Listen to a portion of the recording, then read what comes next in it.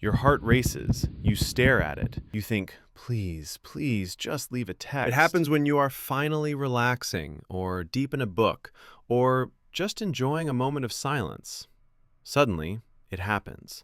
That sound, the vibration, the name flashing on the screen. For many of us, this doesn't feel like an invitation. It feels like a demand.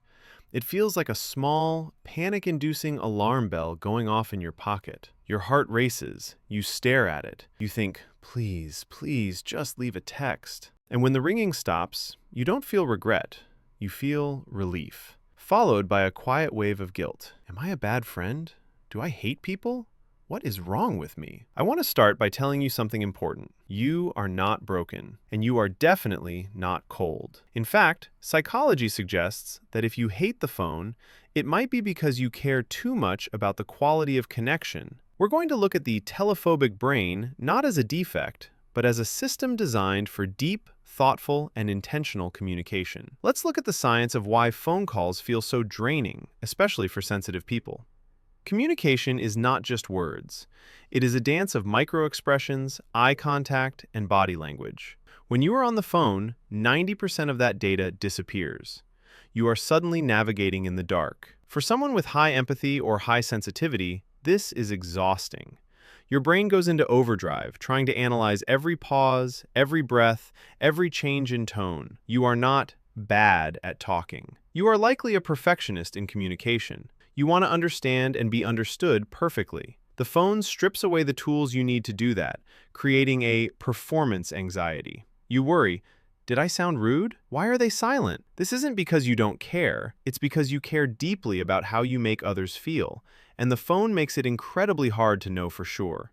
So, hating the phone is often a side effect of high empathy. You are trying so hard to tune into the other person on a low-fidelity channel that it drains your battery instantly. Then there is the issue of intrusion. In our modern world, attention is the most precious resource we have. When you are deep in thought or resting, a phone call demands you switch contexts instantly. People who prefer texting or scheduling calls aren't being distant. They are practicing intentionality. You prefer to communicate when you can bring your full self to the conversation, not a distracted, half-present version of yourself. Think about a handwritten letter or a long, thoughtful email. Is that less valuable than a phone call? No.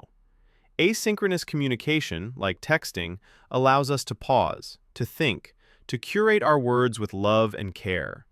When you delay a response, you aren't ignoring them. You are saying, this relationship matters enough for me to wait until I can give it the attention it deserves. It is a form of respect, respect for your own energy, and respect for the other person's time. So, how do we live in a world that still loves to call? We stop apologizing for who we are. Introversion or phone anxiety is not a disease to be cured. It is a valid operating system. It is okay to let it go to voicemail.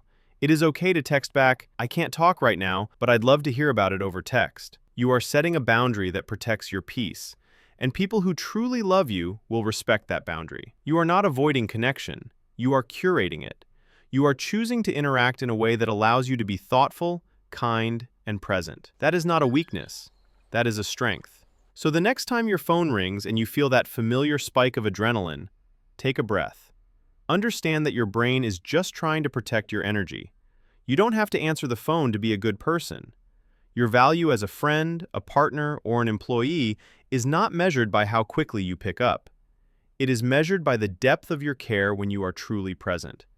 In a noisy world, your preference for silence and thoughtful words is a gift. Embrace it. Declining a call might just be the best way to say, I value myself. Let me know in the comments. And if you felt seen by this video, hit like button. Uncomfortably seen, hit subscribe. We dive into the minds of the quietly strong every week. See you in the bunker.